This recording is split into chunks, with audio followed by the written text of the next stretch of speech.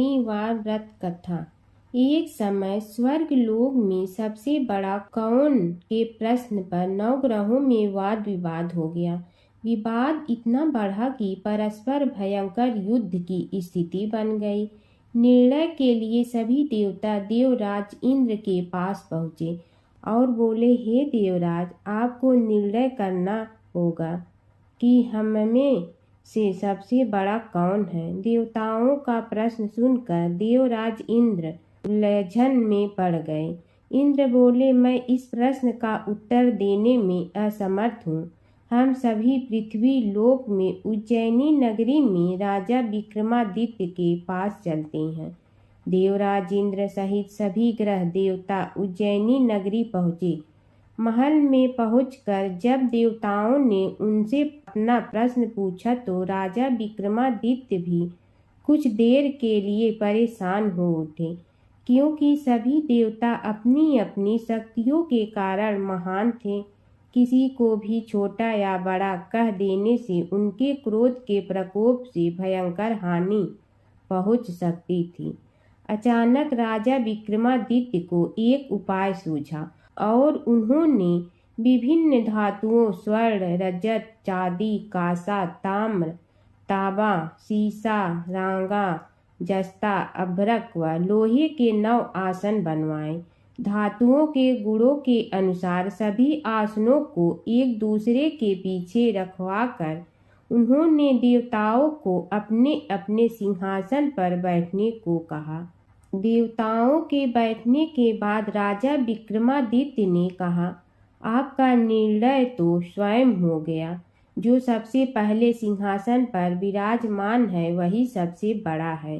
राजा विक्रमादित्य के निर्णय को सुनकर शनि देवता ने सबसे पीछे आसन पर बैठने के कारण अपने को छोटा जानकर क्रोधित होकर कहा, राजा विक्रमादित्य, तुमने मुझे सबसे पीछे बैठाकर मेरा अपमान किया है।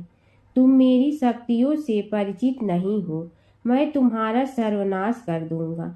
शनि ने कहा, सूर्य एक राशि पर 1 महीने, चंद्रमा 2.25 दिन, मंगल 1.5 महीने, बुध और शुक्र 1 महीने, बृहस्पति 13 महीने रहती हैं, लेकिन मैं किसी राशि पर 7.5 वर्ष 7.5 तक रहता हूँ।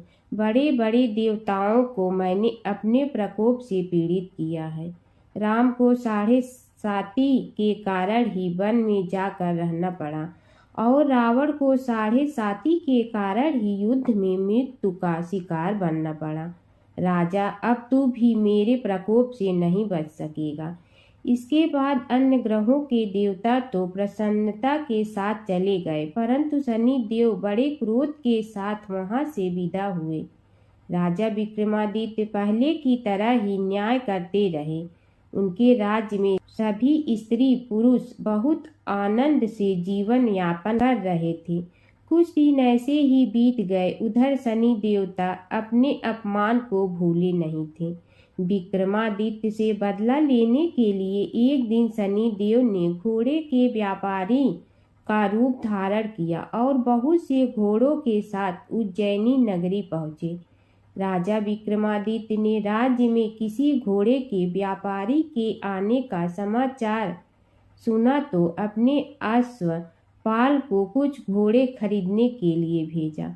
घोड़े बहुत कीमती थे। अश्वपाल ने जब वापस लौटकर इस संबंध में बताया तो राजा विक्रमादित्य ने स्वयं आकर एक सुंदर व शक्तिशाली घोड़े को पसंद किया। घोड़े की चाल देखने के लिए राजा उस घोड़े पर सवार हुए तो वह घोड़ा बिजली की गति से दौड़ पड़ा।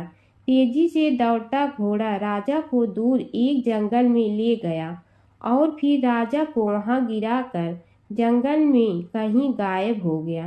राजा अपने नगर को लौटने के लिए जंगल में भटकने लगा, लेकिन उन्हें लौटने का कोई रास्ता नहीं मिला। राजा को भूख प्यास लगी थी। बहुत घूमने पर उसे एक चरवाहा मिला। राजा ने उससे पानी मांगा। पानी पीकर राजा ने उस चरवाहे को अपनी अंगूठी दे दी। फिर उससे रास्ता पूछकर वह जंगल से निकलकर पास के नगर में पहुंचा। राजा ने एक सेठ की दुकान पर बैठकर कुछ देर आराम किया। उस सेठ ने राजा से बातचीत की तो राजा ने उसे बताया कि मैं उज्जैनी नगरी से आया हूँ। राजा की कुछ देर दुकान पर बैठने से सेठ जी की बहुत बिक्री हुई।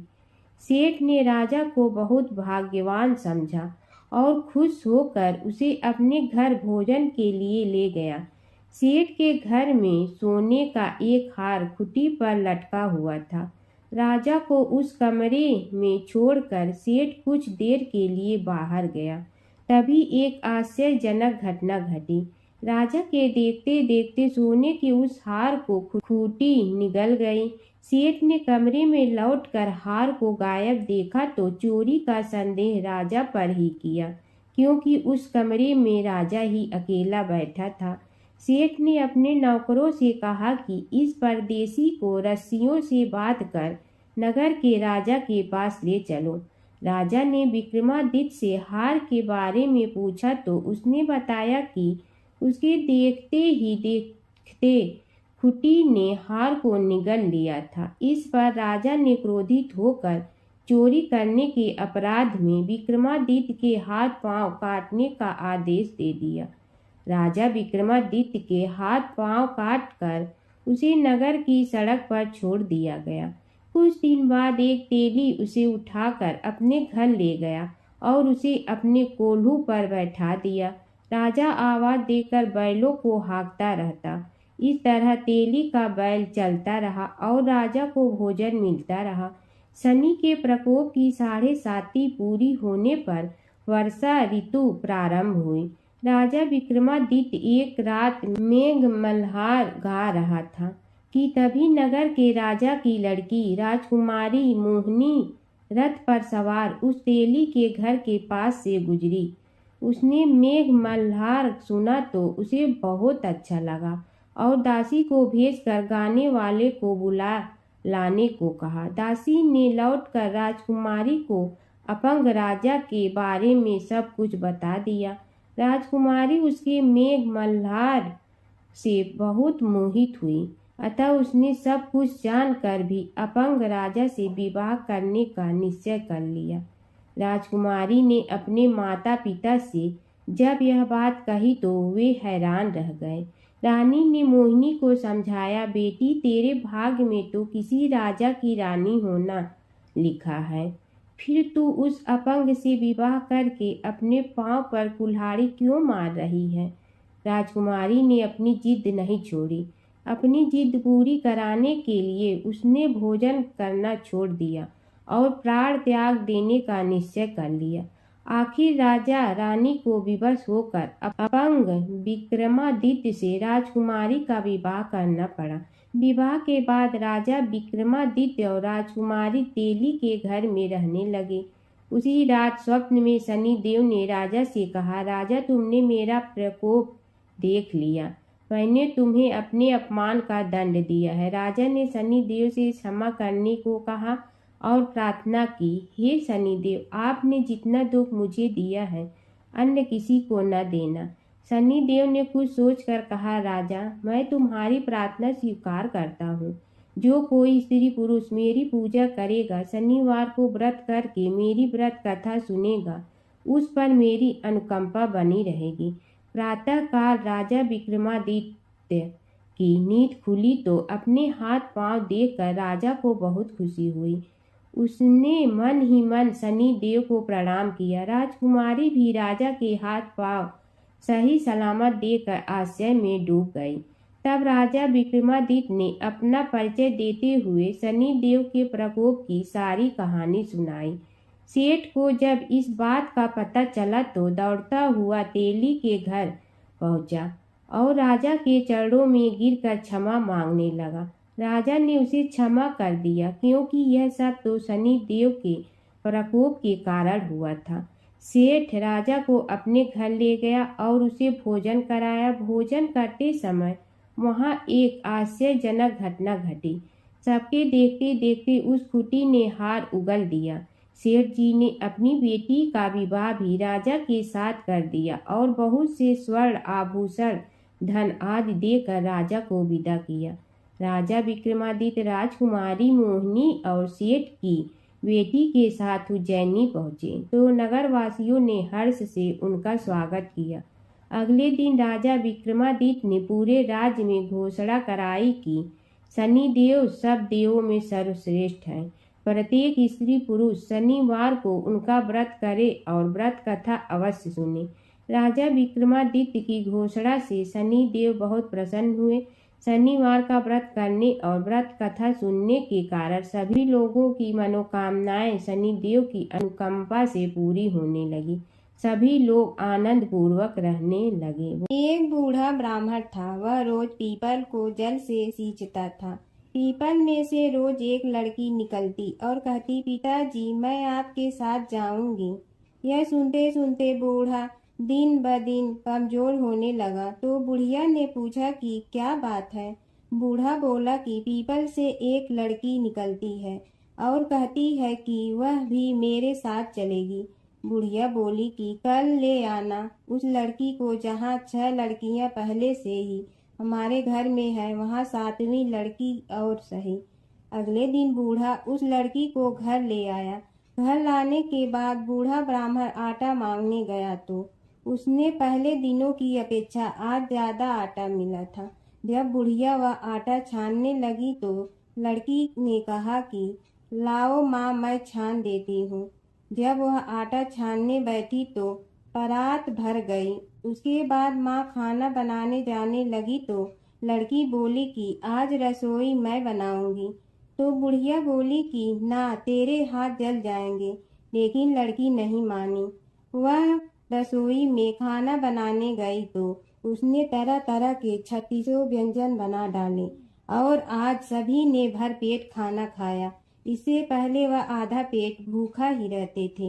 रात हुई तो बुढ़िया का भाई आया और कहने लगा कि दीदी मैं तो खाना खाऊंगा। बुढ़िया परेशान हो गई कि अब खाना कहाँ से लाऊंगी। लड़की ने पूछा कि क्या बात है माँ।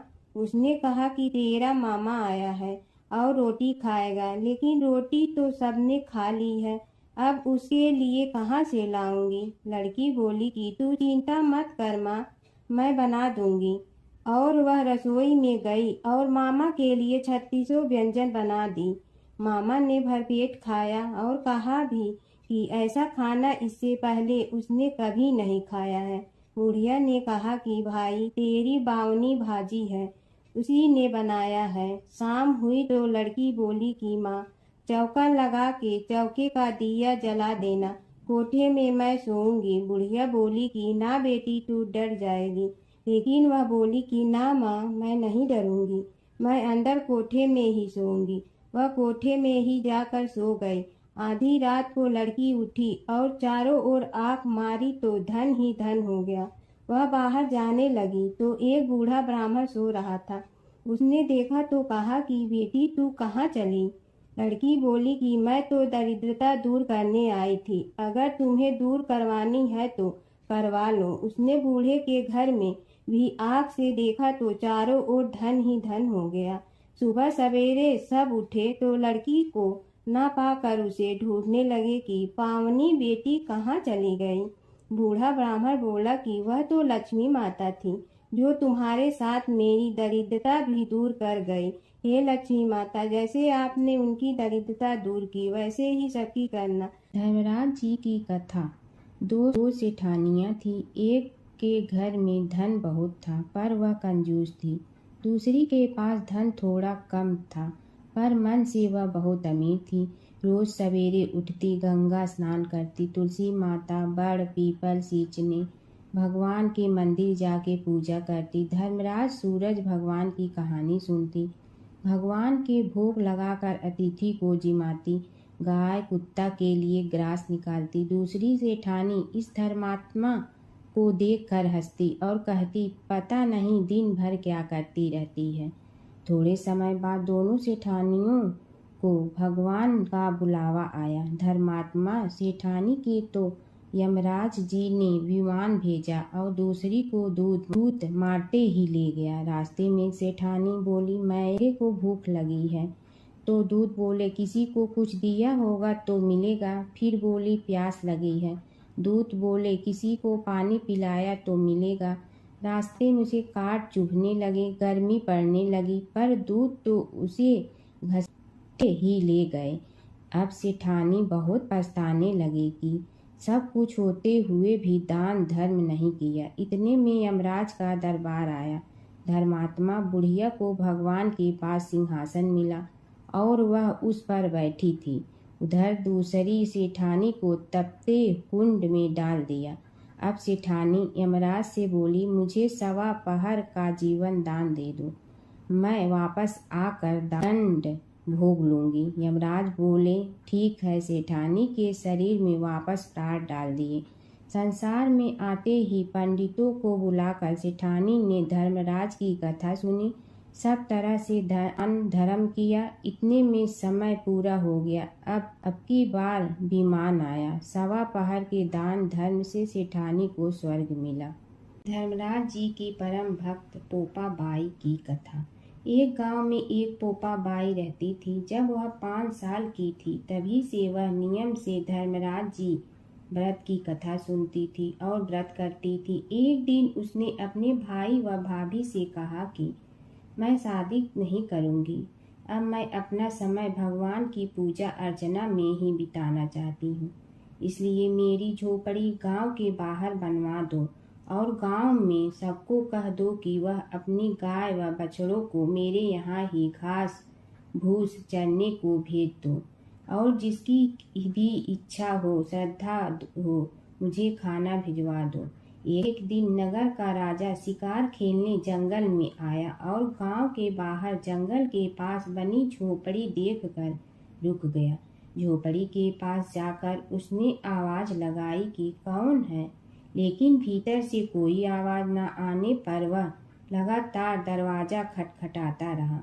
तब पोपा बाई उठी और कहने लगी कि कौन हो तुम जो बार बार दरवाजा बजा रहे हो, क्यों आवाज लगा रहे हो? राजा ने कहा कि मैं यहाँ का राजा हूँ और तुम्हारे साथ विवाह करूँगा। पोपा बाई ने कहा कि जहाँ से आए हो वहीं चले जाओ, मैं किसी पराये आदमी का मुंह नहीं देखती हूँ। राजा ने पोपा बाई की एक नहीं सुनी और जबरदस्ती उठा ले गया। तब पोपा बाई ने राजा को श्राप दिया कि तुम्हारा सारा राजपाट नष्ट हो जाएगा। महल में आने पर राजा की रानियों ने सारी बात सुनकर राजा से अनुरोध किया कि पोपा बाई को वहीं वापस छोड़ आओ। राजा जब पोपा बाई को वापस झोपड़ी में छोड़ने जाने लगा तो रास्ते में पाप की नदी आई जिसमें राजा डूब गया। कुछ समय बाद पोपा बाई मृत्यु के बाद धर्मराज जी के यहाँ पहुंची और धर्मराज जी ने उन्हें स्वर्ग का राज दे दिया। एक बार एक सेठ व सेठानी मृत्यु लोक से स्वर्ग लोक आए तो उसके द्वार बंद देखकर वह धर्मराज जी से द्वार खोलने का आग्रह करते हैं। धर्मराज जी कहते हैं, इस द्वार पर पोपा बाई का राज है। इस पर सेठ सेठानी कहते हैं कि हम पोपा बाई को नहीं जानते हैं। धर्मराज जी उन दोनों की बात सुनकर कहते हैं कि तुम दोनों 7 दिन तक मृत्युलोक में रहो। 8 खोपड़ा से राई भर कर 5 कपड़े ऊपर रख कर कहानी सुनकर उद्यापन करना और कहना कि राज है, पोपा बाई लेखा लेगी राई राई का। सारे बोलो पोपा बाई की जय। एक बार अपने पुत्र के खातिर भगवान शिव और श्री कृष्ण के बीच छिड़ गया था प्रलयंकारी युद्ध। भगवान शिव जहाँ प्रलय के देवता हैं, वहीं श्री कृष्ण पालन करता। दोनों के कारण ही यह जगत सुचारू रूप से चल रहा है और दोनों महाशक्तिशाली हैं।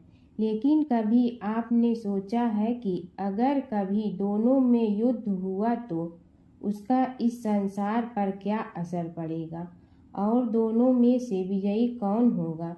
चलिए जानते हैं एक पौराणिक कथा जहां इन दोनों के भयंकर युद्ध का वर्णन मिलता है। पौराणिक कथा के अनुसार एक बार राजा बलि के सबसे बड़े पुत्र बाणासुर ने शिवपुत्र कार्तिकेय की सुंदरता से मोहित होकर भगवान शिव का पुत्र बनने की इच्छा जताई। उसने भगवान शिव की कठोर तपस्या की, जिसके बाद शिव जी ने उसे अपने पुत्र के रूप में स्वीकार कर लिया। एक समय ऐसा आया जब बाणासुर की पुत्री उषा को श्री कृष्ण के पुत्र अनिरुद्ध से प्रेम हो गया। उषा की मायावी मित्र अप्सरा चित्रलेखा ने अनिरुद्ध और उषा का गंधर्व विवाह करा दिया। जब बाणासुर को यह बात पता चली तो उसने अनिरुद्ध का अपहरण कर उसे अपना बंदी बना लिया। फिर क्या था, श्री कृष्ण ने अपनी पूरी सेना के साथ बाणासुर की नगरी पर धावा बोल दिया। श्री कृष्ण और बाणासुर का युद्ध। बाणासुर श्री कृष्ण की नारायणी सेना से अकेले नहीं लड़ सकता था, इसलिए उसने भगवान शिव से मदद मांगी। अब युद्ध में श्री कृष्ण की नारायणी सेना के विरुद्ध बाणासुर की सेना के साथ भगवान शिव और कुमार कार्तिकेय भी लड़ रहे थे। युद्ध इतना भयानक था कि एक पल को लगा कि भगवान शंकर ने अग्निशस्त्र से गरुड़ पर सवार श्री कृष्ण, बलराम और प्रद्युम्न मारे गए। लेकिन उसी समय श्री कृष्ण ने वरुणास्त्र का प्रयोग कर महादेव के अग्नेस्त्र को शांत कर दिया। फिर शिव जी के अस्त्रों के जवाब में श्री कृष्ण ने वैष्णवास्त्र का प्रयोग किया, जिससे संपूर्ण जगत अंधकार में डूब गया। गुस्से में भगवान शंकर ने 4 पंखा वाला बाण अपने हाथ में ले लिया तो श्री कृष्ण ने जीभरास्त्र उठाया। इस तरह यह युद्ध समय के साथ विकराल हो गया और इस युद्ध से समस्त सृष्टि में हाहाकार मच गया। तब ब्रह्मा जी को युद्ध रोकने आना पड़ा। उन्होंने दोनों को सारी स्थिति स्पष्ट की कि किस प्रकार उनके युद्ध से संसार का विनाश हो रहा है। उनके समझाने के बाद महादेव युद्ध में पीछे हट गए, लेकिन कार्तिकेय और बाणासुर भगवान श्री कृष्ण से युद्ध करते रहे। जब श्री कृष्ण ने बाणासुर को परास्त किया, अंत में भगवान श्री कृष्ण ने युद्ध में बाणासुर को पराजित करने के लिए अपना सुदर्शन चक्र प्रयोग किया और उसकी मदद से बाणासुर के सहस्त्र भुजाओं को काट डाला। जैसे ही श्री कृष्ण अपने चक्र से उसका वध करने लगे, कार्तिकेय के साथ महादेव वहां फिर से पहुंच गए, लेकिन इस बार उन्होंने युद्ध करने के बजाय श्री कृष्ण से बाणासुर को माफ करने का अनुरोध किया। भगवान शिव ने श्री कृष्ण से कहा कि मैंने इसे अभय दान दिया है, इसलिए अगर आप इसका वध कर देंगे तो मेरा वचन झूठा पड़ जाएगा। शिव जी के ऐसा कहने पर श्री कृष्ण ने बाणासुर को क्षमा कर दिया और अनिरुद्ध, उषा सहित अपनी पूरी सेना लेकर वहां से चल दिए। बाणासुर को आज भी अजर अमर माना जाता है और बाद में भगवान शिव के उसे अपने गढ़ों में शामिल कर लिया है। माता सीता की कथा। यह कहानी सीता माता कहती थी और श्री राम इसे सुना करते थे। एक दिन श्री राम भगवान को किसी काम के लिए बाहर जाना पड़ा तो सीता माता कहने लगी कि भगवान, मेरा तो 12 वर्ष का नित्य नियम है। अब आप बाहर जाएंगे तो मैं अपनी कहानी किसे सुनाऊंगी। श्री राम ने कहा कि तुम कुएं की पाल पर जाकर बैठ जाना और वहां जो औरतें पानी भरने आएंगी उन्हें अपनी कहानी सुना देना। सीता माता कुएं की पाल पर जाकर बैठ जाती हैं। एक स्त्री आई, उसने रेशम की जड़ी की साड़ी पहन रखी थी और सोने का घड़ा ले रखा था। सीता माता उसे देख कहती हैं कि बहन, मेरा 12 वर्ष का नित्य नेम सुन लो। पर वह स्त्री बोली कि मैं तुम्हारा नित्य नेम सुनूंगी तो मुझे घर जाने में देरी हो जाएगी। और मेरी सास मुझसे लड़ेंगी। उसने कहानी नहीं सुनी और चली गई। उसकी रेशम जड़ी की साड़ी फट गई। सोने का घड़ा मिट्टी के घड़े में बदल गया। सास ने देखा तो पूछा कि ये किसका दोष अपने सिर लेकर आ गई है। बहू ने कहा कि कुएं पर एक औरत बैठी थी।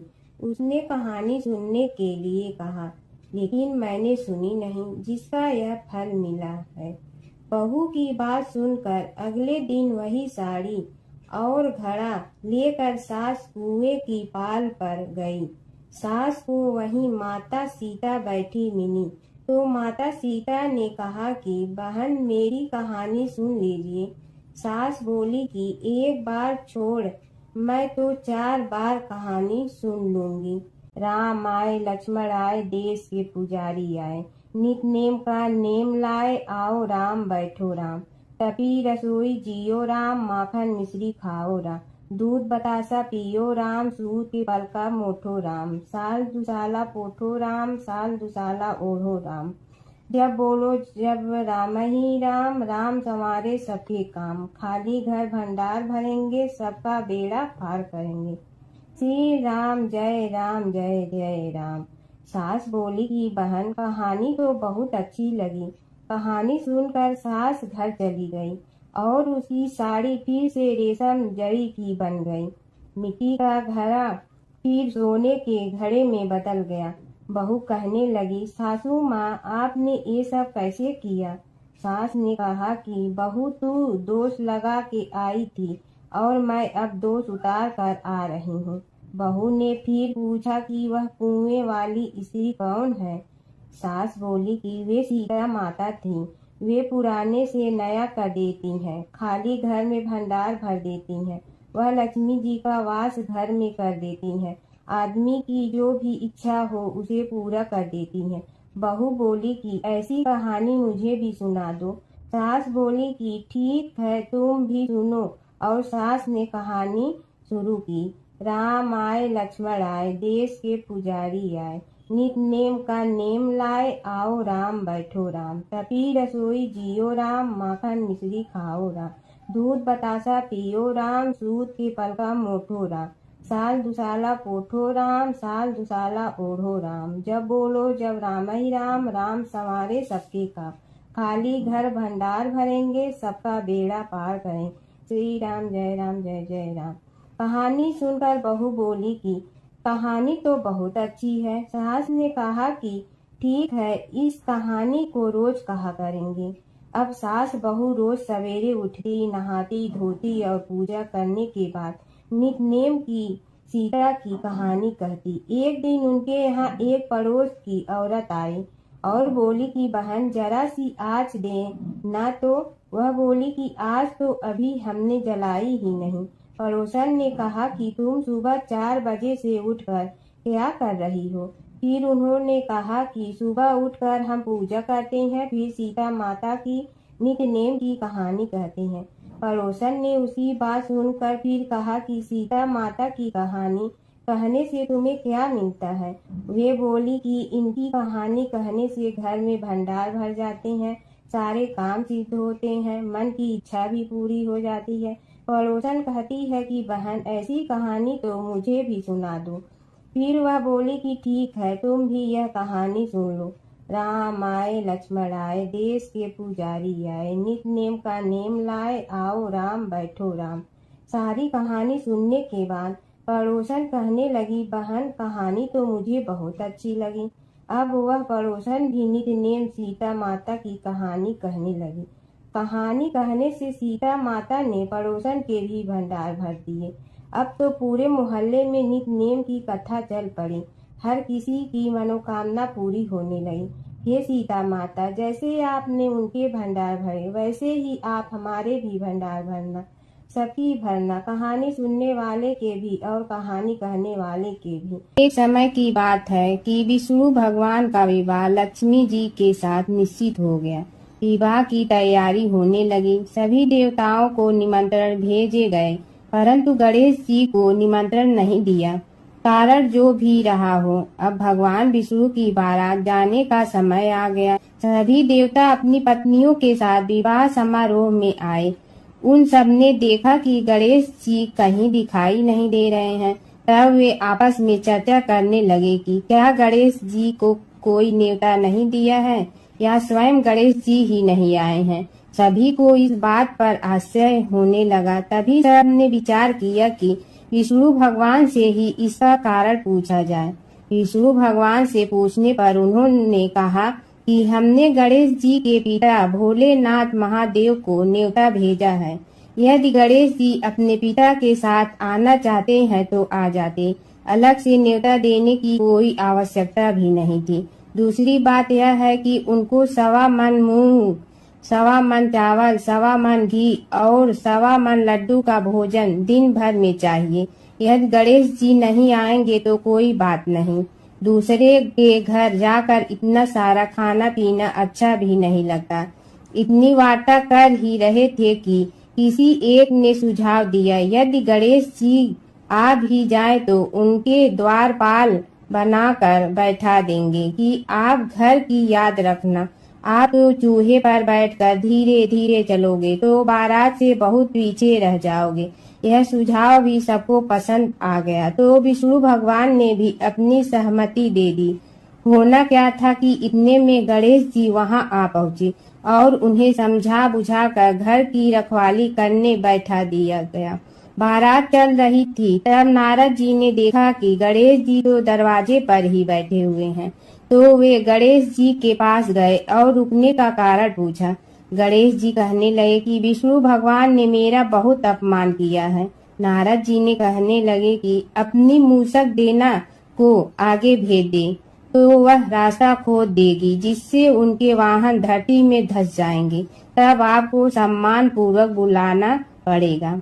अब तो गणेश जी ने अपनी मूसक सेना जल्दी से आगे भेज दी और सेना ने जमीन पोली कर दी। जब बारात वहां से निकली तो रथों के पहिए धरती में धंस गए। लाख कोशिश करे परंतु पहिए नहीं निकले। सभी ने अपने अपने उपाय किए परंतु पहिए तो नहीं निकले, बल्कि जगह जगह से टूट गए। किसी की समझ में नहीं आ रहा था कि अब क्या किया जाए। तब तो नारद जी ने कहा, आप लोगों ने गणेश जी का अपमान करके अच्छा नहीं किया। यदि उन्हें मना कर लाया जाए तो आपका कार्य सिद्ध हो सकता है और यह संकट टल सकता है। शंकर भगवान ने अपने दूत नंदी को भेजा और वे गणेश जी को लेकर आए। गणेश जी का आदर सम्मान के साथ पूजन किया। तब कहीं रथ के पहिए निकले। अब रथ के पहिए निकल के परंतु टूट गए तो उन्हें सुधारे गए। पास के खेत में खाती काम कर रहा था, उसे बुलाया गया। खाती अपना कार्य करने के पहले श्री गणेशाय नमः कहकर गणेश जी की वंदना मन ही मन करने लगा। देखते ही देखते खाती ने सभी पहियों को ठीक कर दिया। तब खाती कहने लगा कि हे देवताओं, आपने सर्वप्रथम गणेश जी को नहीं मनाया होगा और न ही उनकी पूजन की होगी, इसीलिए तो आपके साथ यह संकट आया है। हम तो मूर्ख अज्ञानी हैं, फिर भी पहले गणेश जी को पूजते हैं, उनका ध्यान करते हैं। आप लोग तो देवतागण हैं, फिर भी आप गणेश जी को कैसे भूल गए। अब आप लोग भगवान श्री गणेश जी की जय बोल कर जाएं तो आपके सब काम बन जाएंगे और संकट कट जाएंगे। ऐसा कहते हुए बारात वहां से चल दी और विष्णु भगवान को लक्ष्मी जी के साथ विवाह संपन्न करा के सभी सकुशल घर लौट आए। हे गणेश जी महाराज, आपने विष्णु को जैसे कारज सारियो ऐसे कारज सबको सिद्ध कर जो। बोलो गजानन भगवान की जय। प्राचीन काल की बात है। नैमिषारण्य क्षेत्र में ऋषि, महर्षि और साधु संतों का समाज जुड़ा था। उसमें श्री सूत जी भी विद्यमान थे। शौनक जी ने उनकी सेवा में उपस्थित होकर निवेदन किया कि हे अज्ञान रूप घोर तिमिर को नष्ट करने में करोड़ों सूर्यों के समान प्रकाशमान श्री सूत जी हमारे कानों के लिए अमृत के समान जीवन प्रदान करने वाले कथा तत्व का वर्णन कीजिए। हे सूत जी, हमारे हृदयों में ज्ञान के प्रकाश की वृद्धि तथा भक्ति, वैराग्य और विवेक की उत्पत्ति जिस कथा से हो सकती हो, वह हमारे प्रति कहने की कृपा कीजिए। शौनक जी की जिज्ञासा से सूत जी बड़े प्रसन्न हुए। पुरातन इतिहासों के स्मरण से उनका शरीर पुलकायमान हो रहा था। वे कुछ देर उसी स्थिति में विराजमान रहकर कुछ विचार करते रहे और अंत में बोले, शौनक जी, इस विषय में आपके चित्त में बड़ी जिज्ञासा है। आप धन्य हैं जो सदैव ज्ञान की प्राप्ति में तत्पर रहते हुए विभिन्न पुराण कथाओं की जिज्ञासा रखते हैं। आज मैं आपको ज्ञान के परम स्रोत रूप श्री गणेश जी का जन्म कर्म रूप चरित्र सुनाऊंगा। गणेश जी से ही सभी ज्ञानों, सभी विद्याओं का उद्भव हुआ है। अब आप सावधान चित्त से विराजमान हो। श्री गणेश जी के ध्यान और नमस्कार पूर्वक उनका चरित्र श्रवण करें। नमस्तस्मै गणेशाय ब्रह्मा विद्या प्रदायिनी यनागस्त्यसमः साक्षात विघ्न सागर सोसड़े। कैसे हैं वे श्री गणेश जो सभी प्रकार की ब्रह्म विद्याओं को प्रदान करने वाले, अर्थात ब्रह्मा के सगुण और निर्गुण स्वरूप पर प्रकाश डालने और जीव ब्रह्मा का अभेद प्रतिपादन करने वाली विद्याओं के दाता हैं। वे विघ्नों के समुद्रों को महर्षि अगस्त के समान शोषण करने में समर्थ हैं। इसलिए उनका नाम विघ्न सागर शोषक के नाम से प्रसिद्ध है। मैं उन भगवान श्री गणेश जी को नमस्कार करता हूँ। प्रथम पूजा के अधिकारी श्री गणेश जी, यह कहकर सूत जी कुछ समय के लिए मौन हो गए और फिर बोले, शौनक जी, भगवान गणेश जी ही सर्वप्रथम पूजा प्राप्ति के अधिकारी हैं।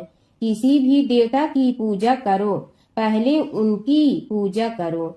शौनक जी ने निवेदन किया, हे भगवान, हे सूत, सर्वप्रथम यह बताने की कृपा कीजिए कि गणेश जी को प्रथम पूजा का अधिकार किस प्रकार प्राप्त हुआ।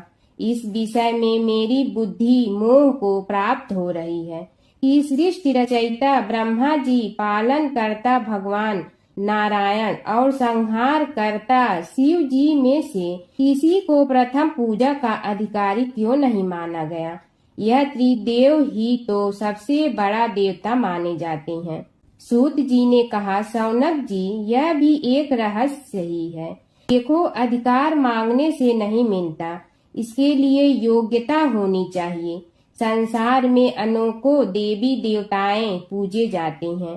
पहले जो जिसका इष्ट देव होता है वह उसी की पूजा किया करता है। इससे बड़े देवताओं के महत्व में कमी आने की आशंका उत्पन्न हो गई। इस कारण देवताओं में परस्पर विवाद होने लगा। वे उसका निर्णय प्राप्त करने के लिए शिव जी के पास पहुँचे और प्रणाम करके पूछने लगे, प्रभु, हम सब में प्रथम पूजा का अधिकारी कौन है।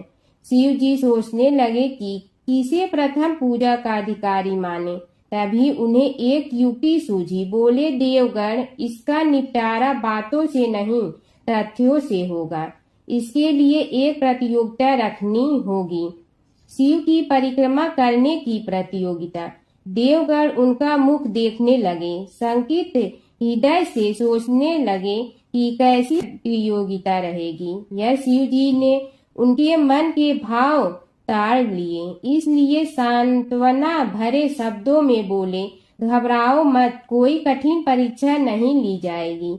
बस इतना ही कि सभी अपने अपने वाहनों पर चढ़कर संसार की परिक्रमा करो और फिर यहाँ लौट आओ। जो पहले लौटेगा वही सर्वप्रथम पूजा का अधिकारी होगा। अब क्या देर थी, सभी अपने अपने वाहन पर चढ़कर दौड़ पड़े। किसी का वाहन गजराज था तो किसी का सिंह, किसी का भैंसा तो किसी का मृग, किसी का हंस तो किसी का उल्लू, किसी का अश्व तो किसी का श्वान। अभिप्राय यह है कि वाहनों को विविधता के दर्शन उस समय जितने भले प्रकार से हो सकते थे उतने अन्य समय में नहीं। सबसे गया बीता वाहन गणेश जी का था मूषक, उससे चूहा भी कहते हैं। ऐसे वाहन के बल भरोसे इस प्रतियोगिता में सफल होना तो क्या, सम्मिलित होना भी हास्यास्पद है। गणेश जी ने सोचा, छोड़ो, क्या होगा प्रतियोगिता में भाग लेने से, हम तो यहाँ बैठे रह कर ही तमाशा देखेंगे। वे बहुत देर तक विचार करते रहे। अंत में उन्हें एक युक्ति सूझी। शिव जी स्वयं ही जगदाता हैं, यह संसार उन्हीं का प्रतिबिंब है, तब क्यों न इन्हीं की परिक्रमा कर ली जाए। इनकी परिक्रमा करने से ही संसार की परिक्रमा हो जाएगी। ऐसा निश्चय कर उन्होंने मूषक पर चढ़कर शिव जी की परिक्रमा की और उनके समक्ष जा पहुँचे। शिव जी ने कहा, तुमने परिक्रमा पूर्ण कर ली? उन्होंने उत्तर दिया, जी हाँ। शिव जी सोचने लगे कि इसे तो यहीं घूमते हुए देखा, फिर परिक्रमा कैसे कराया। देवताओं का परिक्रमा करके लौटना आरंभ हुआ और उन्होंने गणेश जी को वहां बैठे देखा तो माथा ठनक गया। फिर भी साहस करके बोले, अरे तुम विश्व की परिक्रमा के लिए नहीं गए? गणेश जी ने कहा, अरे मैं कब का यहाँ आ गया। देवता बोले, तुम्हें तो कहीं भी नहीं देखा। गणेश जी ने उत्तर दिया, देखते कहाँ से, समस्त संसार शिव जी में विद्यमान है। इनकी परिक्रमा करने से ही संसार की परिक्रमा पूर्ण हो गई। सूत जी बोले, शौनक, इस प्रकार गणेश जी ने अपनी बुद्धि के बल पर ही विजय प्राप्त कर ली। उनका कथन सत्य था, इसलिए कोई विरोध करता भी तो कैसे। बस उसी दिन से गणेश जी की प्रथम पूजा होने लगी। सूत जी बोले, हे शौनक जी, यह एक तथ्य है कि गणेश जी ही उसके पात्र हैं। वे बड़े देवता का भी कार्य सिद्धि में विघ्न उपस्थित होने पर उन विघ्न राज का आश्रय न लिया हो। हे शौनक, वे देव भी बड़े दयालु हैं। नाम तो शिव जी का ही आशुतोष है, किंतु वे सर्वात्मा और सर्वरक्षक प्रभु तो शिव जी की अपेक्षा भी शीघ्र ही प्रकट हो जाते हैं। उनका भक्त कभी किसी संकट में नहीं पड़ता। यदि प्रारब्ध वशात कभी किसी विपत्ति में पड़ भी जाता है तो गणेश्वर की उपासना करने पर उनके अनुग्रह से उनके समस्त दुख दूर होकर परम सुख की प्राप्ति होती है।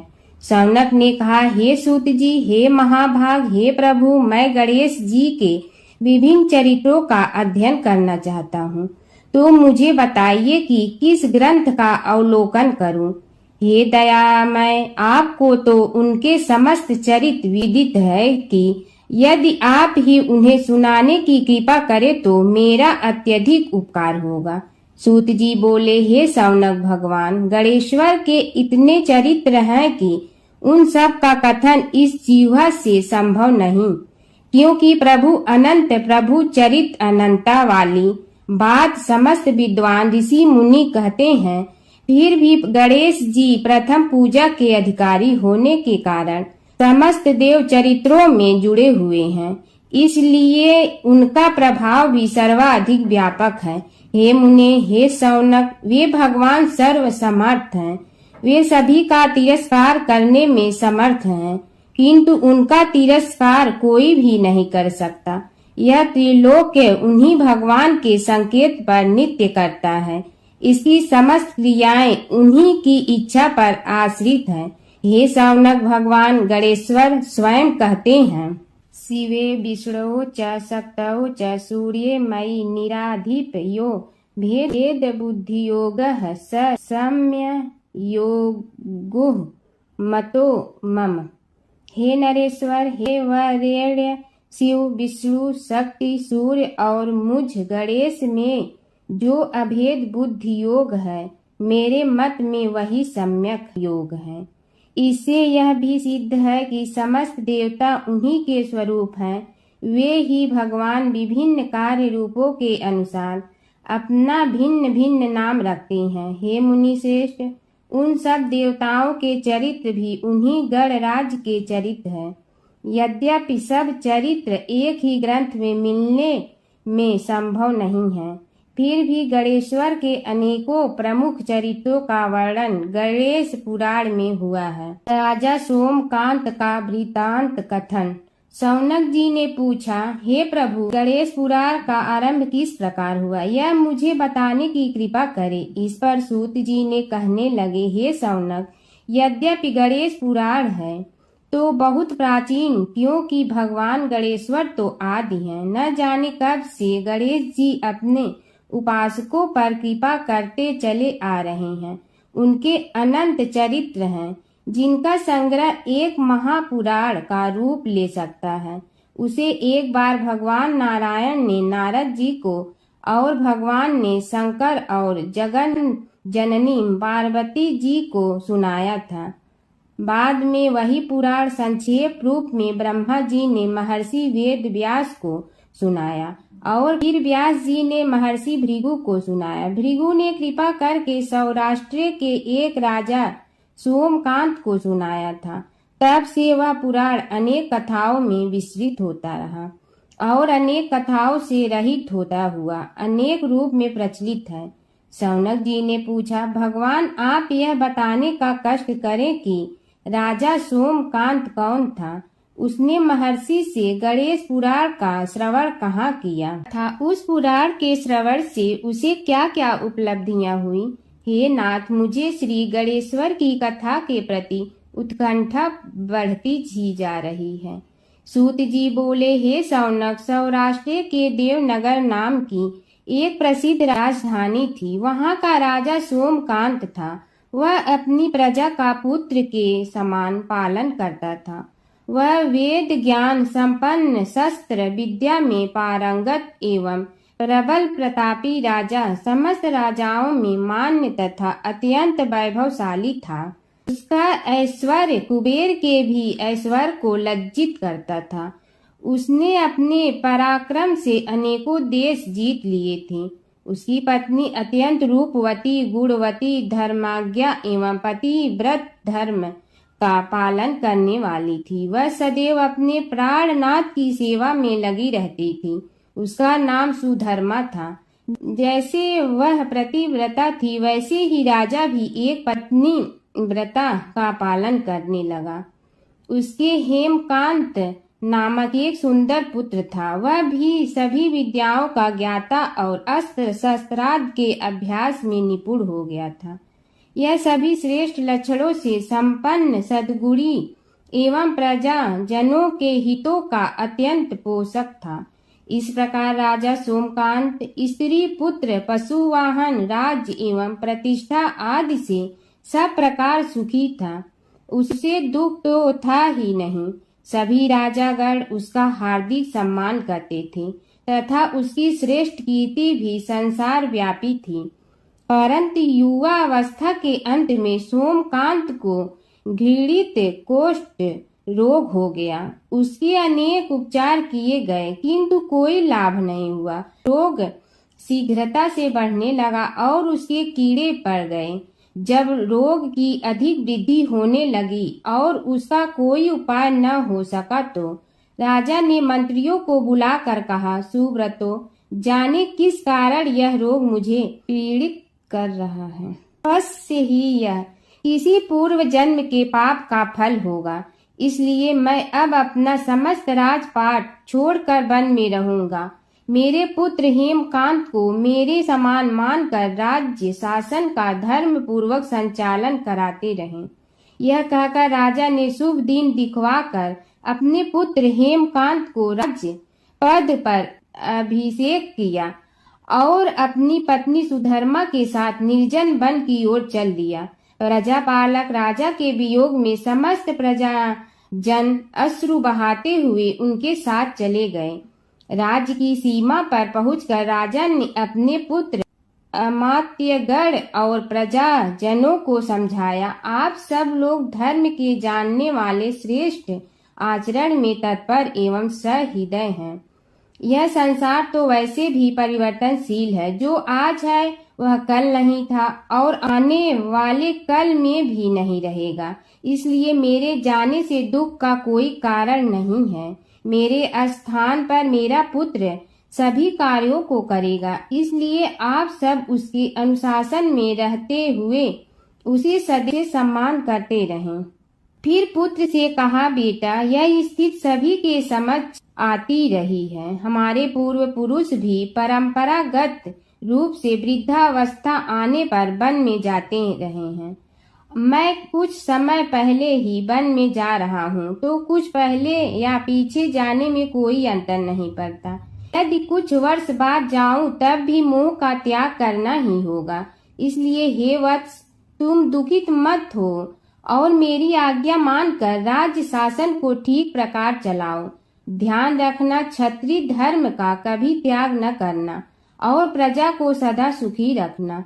इस प्रकार राजा सोमकांत ने सभी को समझा बुझाकर वहां से वापस लौट आया और स्वयं अपनी पतिव्रता भार्या के साथ वन में प्रवेश किया। पुत्र हेमकांत के आग्रह से उसने सुबल और ज्ञान गम्य नामक 2 आत्माओं को भी साथ ले लिया। उन सब ने एक समतल एवं सुंदर स्थान देखकर वहां विश्राम किया। तभी उन्हें एक मुनि कुमार दिखाई दिया। राजा ने उससे पूछा, तुम कौन हो, कहाँ रहते हो? यदि उचित समझो तो मुझे बताओ। मुनि बालक ने कोमल बाड़ी में कहा, मैं महर्षि भृगु का पुत्र हूँ। मेरा नाम च्यवन है। हमारा आश्रम निकट में ही है। अब आप भी अपना परिचय दीजिए। राजा ने कहा, मुनि कुमार, आपका परिचय पाकर मुझे बड़ी प्रसन्नता हुई। मैं सौराष्ट्र के देवनगर नामक राज्य का अधिपति रहा हूँ। अब अपने पुत्र को राज्य देकर मैंने अरण्य की शरण ली है। मुझे कुष्ठ रोग अत्यंत पीड़ित किए हुए हैं। उसकी निवृत्ति का कोई उपाय करने वाला हो तो कृपा कर मुझे बताइए। मुनि कुमार ने कहा, मैं अपने पिताजी से अपना वृतांत कहता हूँ, फिर वे जैसा कहेंगे आपको बताऊंगा। यह कहकर मुनि बालक चला गया और कुछ देर में ही आकर बोला, राजन, मैंने आपका वृतांत अपने पिताजी को बताया। उनकी आज्ञा हुई है कि आप सब मेरे साथ आश्रम में चलकर उनसे भेंट करें, तभी आपके रोग के विषय में भी विचार किया जाएगा। राजा सोमकांत के पूर्व जन्म का वृत्तांत भृगु द्वारा वर्णन। राजा अपनी पत्नी और अमात्यों के सहित च्यवन के साथ साथ भृगु आश्रम में जा पहुंचा और उन्हें प्रणाम कर बोला, हे भगवान, हे महर्षि, मैं आपकी शरण हूँ। आप मुझ कुष्ठी पर कृपा कीजिए। महर्षि बोले, राजन, यह तुम्हारे किसी पूर्व जन्म कृत पाप का ही उदय हो गया है। इसका उपाय मैं विचार करके बताऊंगा। आज तो तुम सब स्नान आदि से निवृत्त होकर रात्रि विश्राम करो।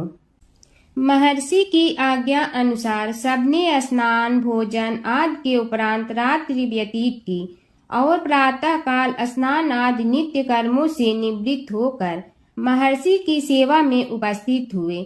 महर्षि ने कहा, राजन, मैंने तुम्हारे पूर्व जन्म का वृतांत जान लिया हूँ और यह भी विदित कर लिया है कि किस पाप के फल से तुम्हें इस रोग की प्राप्ति हुई है।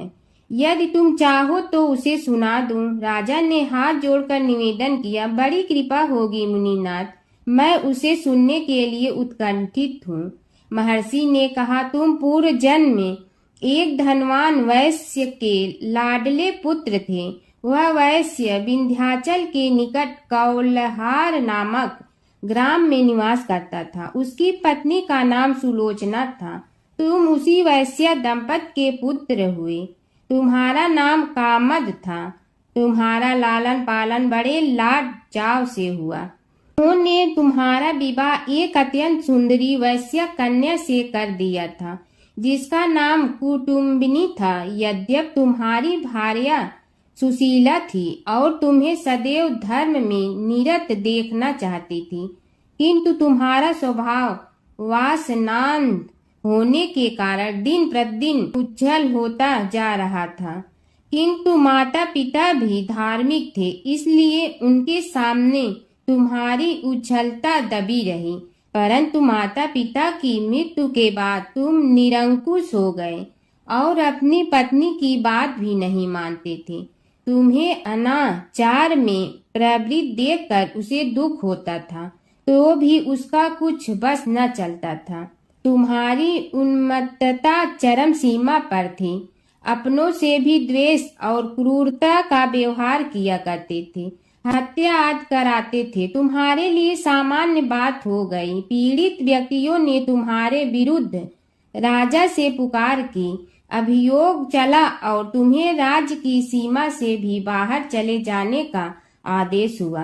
तब तुम घर छोड़कर किसी निर्जन वन में रहने लगे। उस समय तुम्हारा कार्य लोगों को लूटना और हत्या करना ही रह गया। एक दिन मध्याह्न काल था। गुणवर्धक नामक एक विद्वान ब्राह्मण उधर से निकला। बेचारा अपनी पत्नी को लिवाने के लिए ससुराल जा रहा था। तुमने उस ब्राह्मण युवक को पकड़कर लूट लिया। प्रतिरोध करने पर उसे मारने लगे तो वह चित्कार करने लगा, मुझे मत मार, मत मार, देख मेरा दूसरा विवाह हुआ है, मैं पत्नी को लेने के लिए जा रहा हूँ। किंतु तुम तो क्रोधवश में ऐसे लीन हो रहे थे कि तुमने उसकी बात सुनकर भी नहीं सुनी। जब उसे मारने लगे तो उसने श्राप दे दिया, अरे हत्यारे, मेरी हत्या के पाप से तो सहस्त्र कल्प तक घोर नरक भोगोगे। तुमने उसकी कोई चिंता न की और सिर काट लिया। राजन, तुमने ऐसी एक नहीं बल्कि अनेक निरीह हत्याएं की थी, जिनकी गणना करना भी पाप है। इस प्रकार इस जन्म में तुमने घोर पाप कर्म किए थे, किंतु बुढ़ापा आने पर जब अशक्त हो गए तब तुम्हारे साथ जो क्रूर कर्मा थे वे भी किनारा कर गए। उन्होंने सोच लिया कि अब तो इसे खिलाना भी पड़ेगा, इसलिए मरने दो यहीं। अमोघ प्रभाव गणेश उपासना का कथन। राजन, अब तुम निरालंब थे, चल फिर तो सकते ही नहीं थे। भूख से पीड़ित रहने के कारण रोगों ने भी घेर लिया। उधर से जो कोई निकलता तुम्हें घृणा की दृष्टि से देखता हुआ चला जाता। तब तुम आहार की खोज में बड़ी कठिनाई से चलते हुए एक जीर्ण शीर्ण देवालय में पहुंचा। उसमें भगवान गणेश्वर की प्रतिमा विद्यमान थी। तब न जाने किस पुण्य के उदय होने से तुम्हारे मन में गणेश जी के प्रति भक्ति भाव जागृत हुआ। तुम निराहार रहकर उनकी उपासना करने लगे। उससे तुम्हें सब कुछ मिला और रोग भी कम हुआ। राजन, तुमने अपने साथियों की दृष्टि बचाकर बहुत सा धन एक स्थान पर गाड़ दिया था। अब तुमने उस धन को उसे देवालय के जीर्णोद्धार में लगाने का निश्चय किया। शिल्पी बुलाकर उस मंदिर को सुंदर और भव्य बनवा दिया। इस कारण कुख्याति सुख्याति में बदलने लगी। फिर यथा समय तुम्हारी मृत्यु हुई। यमदूतों ने पकड़कर तुम्हें यमराज के समक्ष उपस्थित किया। यमराज तुमसे बोले, जीव, तुमने पाप और पुण्य दोनों ही किए हैं और दोनों का ही भोग तुम्हें भोगना है, किंतु पहले पाप का फल भोगना चाहते हो पुण्य का। इसके उत्तर में तुमने प्रथम अपने पुण्य कर्मों के भोग की इच्छा प्रकट की और इसीलिए उन्होंने तुम्हें राजकुल में जन्म लेने के लिए भेज दिया। पूर्व जन्म में तुमने भगवान गणाध्यक्ष का सुंदर एवं भव्य मंदिर बनवाया था, इसलिए तुम्हें सुंदर देह की प्राप्ति हुई।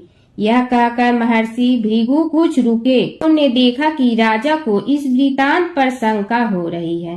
तभी महर्षि के शरीर में असंख्य विकराल पक्षी उत्पन्न होकर राजा की ओर झपटे।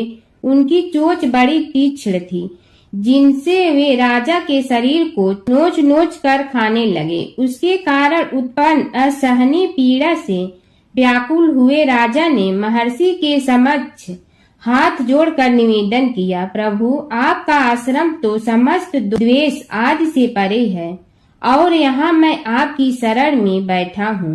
तब यह पक्षी मुझे आकर ही क्यों पीड़ित कर रहे हैं? हे मुनिनाथ, इनसे मेरी रक्षा कीजिए। महर्षि ने राजा के अंतर्वचन सुनकर सांत्वना देते हुए कहा, राजन, तुमने मेरे वचनों में शंका की थी, और जो मुझ सत्यवादी के कथन में शंका करते हैं उसे खाने के लिए मेरे शरीर से इसी प्रकार पक्षी प्रकट हो जाते हैं, जो कि मेरे हुंकार करने पर भस्म हो जाया करते हैं।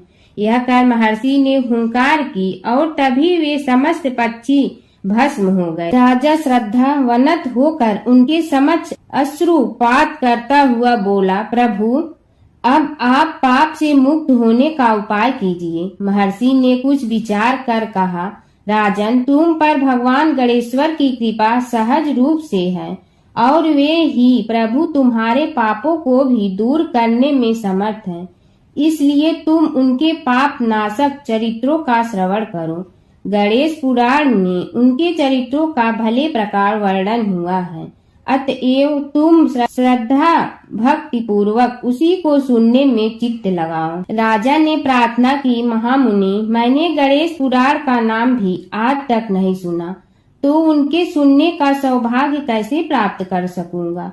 हे नाथ, आपसे अधिक ज्ञानी और प्रकांड विद्वान और कौन हो सकता है। आप ही मुझ पर कृपा कीजिए। महर्षि ने राजा की दीनता देखकर उसके शरीर पर अपने कमंडल का मंत्रपूत जल छिड़का। तभी राजा को एक छींक आई और नासिका से एक अत्यंत छोटा काले वर्ण का पुरुष बाहर निकल आया। देखते देखते वह बढ़ गया। उसके भयंकर रूप को देखकर राजा कुछ भयभीत हुआ, किंतु समस्त आश्रमवासी वहां से भाग गए। वह पुरुष महर्षि के समक्ष हाथ जोड़कर खड़ा हो गया। उन्हें उसकी ओर देखा और कुछ उच्च स्वर में बोले, तू कौन है, क्या चाहता है। वह बोला, मैं साक्षात पाप हूँ, समस्त पापियों के शरीर में मेरा निवास है। आपके मंत्रपूत जल के स्पर्श से मुझे विवश होकर राजा के शरीर से बाहर निकलना पड़ा है। अब मुझे बड़ी भूख लगी है, बताइए क्या खाऊं और कहाँ रहूं। महर्षि बोले, तू उस आम के अवकाश स्थान में निवास कर और उसी वृक्ष के पत्ते खाकर जीवन निर्वाह कर। यह सुनते ही वह पुरुष आम के वृक्ष के पास पहुंचा, किंतु उसके स्पर्श मात्र से वह वृक्ष जलकर भस्म हो गया।